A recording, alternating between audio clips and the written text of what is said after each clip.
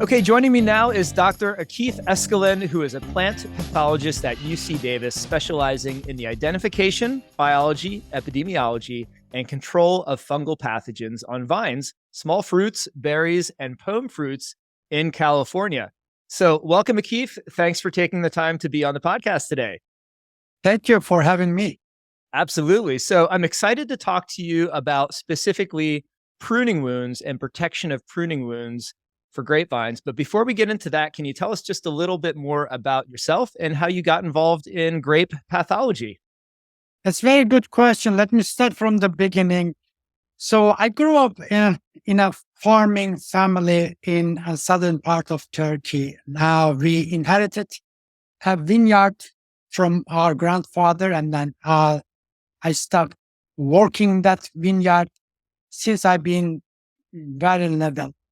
And at that point, I was in the business of the farming and everything. I just wanted to go and get more education about it. I went to college. I finished my the degrees in Turkey.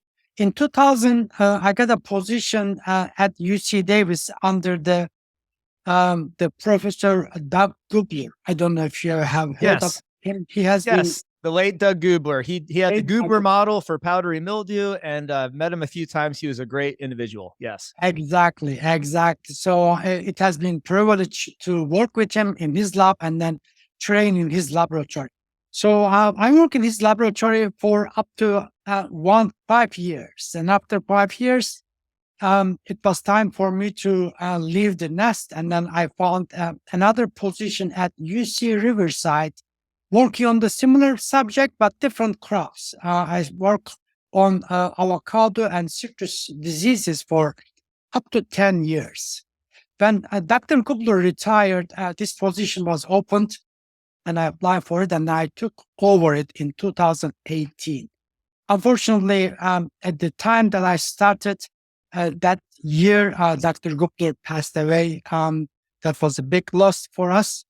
Yes. And since then, I have been working in this position, primarily working on the grapevine diseases.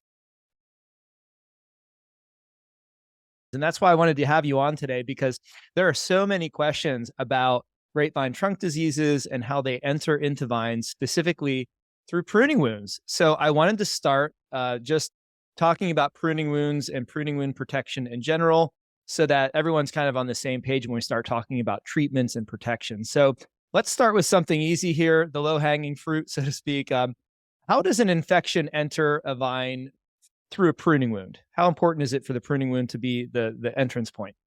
Actually, this is a very, very good topic, and then it's perfect timing because we are in the dormant season right now. Getting into dormant season, this is the perfect time. But before we get into the spread of those pruning wound pathogens, I would like to give you a little bit more information about the grapevine trunk diseases. Some of our audience may not know what we are talking about.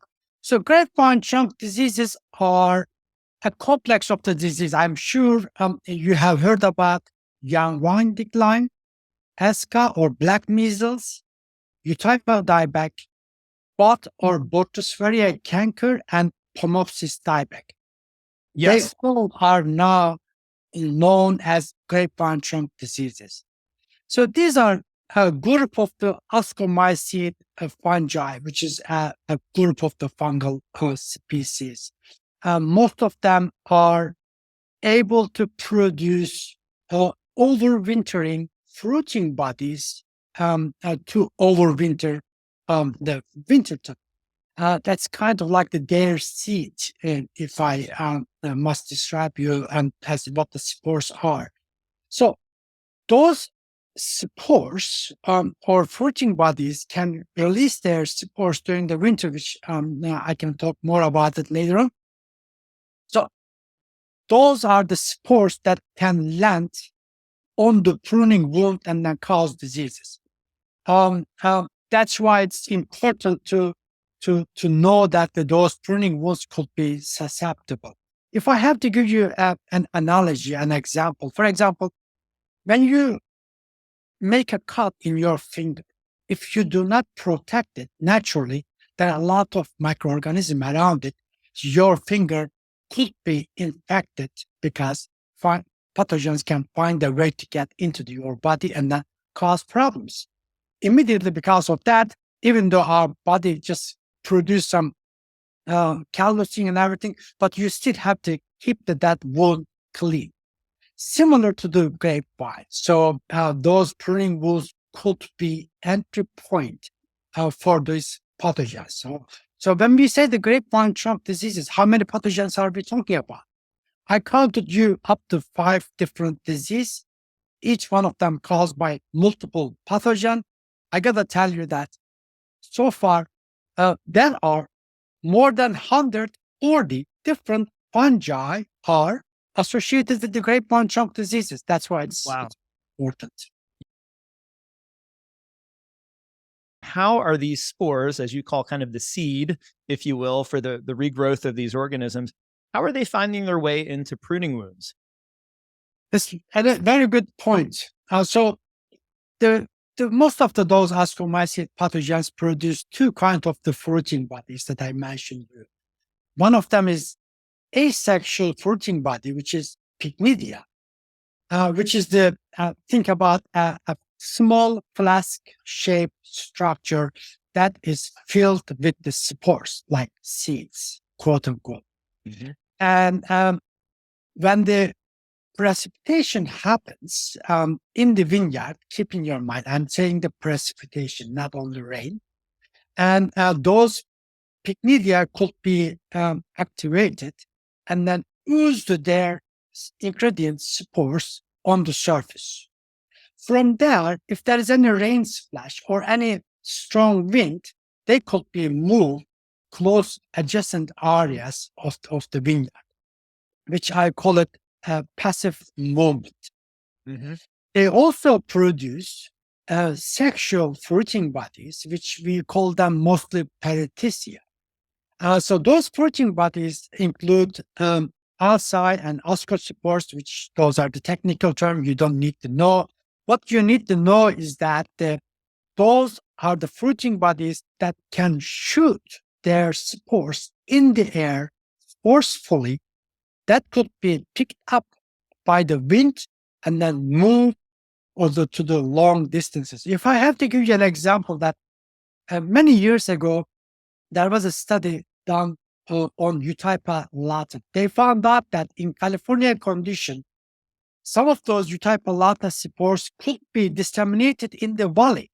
From the wind comes from the bay area into the inland and then move down all the areas. That means that they can spread in a long distances. So there are, if I have to summarize what I said, there are 2 kinds of fruiting bodies, seed press. One of them is passive, one of them is active. So most of these pathogens produce these fruiting bodies, unfortunately. I think one of the questions I get a lot, which I haven't seen any research on, maybe you can enlighten the listener and myself on pruning shears. Should we be concerned about our pruning shears cutting through and hitting some of these spores and then contaminating a pruning wound? And if so, what's the recommendation? That's a very good point. Pruning shears are, as you described or expected, that when you touch on the infected plant or wound, that could be contaminated. And then when you do the next cutting, there's a chance that you might be contaminating your new pruning. However, in the past, we have done several field studies on the same subject. We found out that the rate of infection by the pruning shears are very low, but still there's a chance for that.